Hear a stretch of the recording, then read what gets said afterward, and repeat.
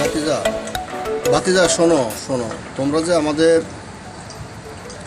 মুক্তিযোদ্ধাদেরকে মানে অবমাননা করছো, তোমরা যে কোটা বিরোধী আন্দোলন করছো, এটা মুক্তিযোদ্ধাদের কোটা বাতিলের কথা বা সংশোধনের কথা বলছো, এটা কি ঠিক করছো? মুক্তিযোদ্ধাদের কি কোনো দেশে অবদান নাই? হ্যাঁ, আমরা কি বলছি নাকি মুক্তিযুদ্ধদের কোনো অবদান নাই?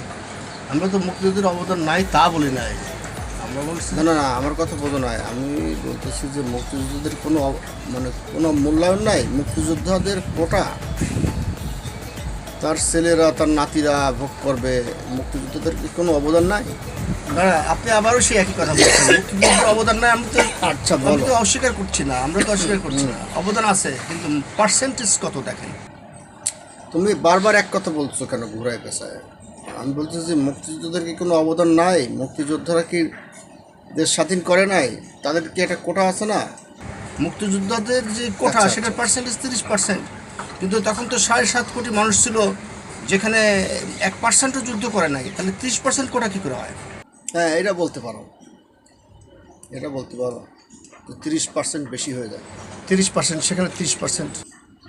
আরেকটা জিনিস দেখেন যে ছাত্ররা তো আসলে স্বাধীনতার পরে জন্মগ্রহণ করেছে, তাদের তো স্বাধীনতার রাজাকারের সন্তান না মুক্তিযুদ্ধের সন্তান, সেই বিবেচনায় আনা ঠিক হবে না। কারণ ছাত্ররা তো স্বাধীনতার পরে জন্মগ্রহণ করেছে এবং তাদের মেধার কারণে তারা তারা চাকরি দাবি করছে, তারা মেধা কোটা সংস্কার চাচ্ছে। অথচ দেখেন যে ছাত্রদের আন্দোলনে মিছিলে পুলিশ অকাতরে গুলি করছে, নির্বিবাদে গুলি করছে, একদম বুক লক্ষ্য করে, ছাত্রদেরকে লক্ষ্য করে। ওই না তো, পুলিশ গুলি করবে না তা কী করবে? পুলিশ তো গুলি করবে, কারণ পুলিশেরও তো তারা আক্রমণ করেছে। পুলিশ তো এখন একটা আন্দোলন বিক্ষোভ ঠেকাইতে হলে পুলিশ। কি বলেন, আন্দোলন বিক্ষোভ ঠেকাতে হলে পুলিশ গুলি করবে ছাত্রদেরকে? না না না, ঠিকই, গুলি না করলেও পারতো, তারা তো আরও অন্য অন্যভাবে কাদানো গ্যাস আছে না, এখানে জল কামান আছে না, জল কামান, টিয়ার এতটা নিষ্ঠুর হতে পুলিশকে কে পারমিশন না, দিয়েছে? তুমি ঠিকই বলছো। আমার মনে হয় পুলিশরা ক্ষমতার অপব্যবহার করেছে, মিস হ্যান্ডেল করেছে।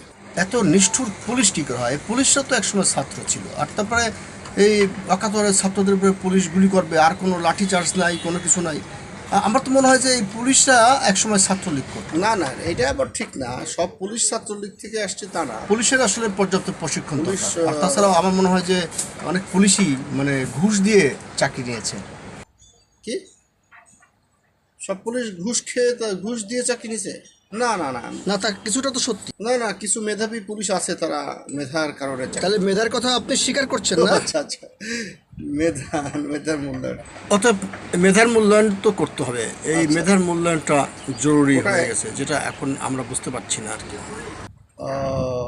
সেটা তো আমি আসলে এতটা খেয়াল করি, এতটা বুঝি নাই আর কি।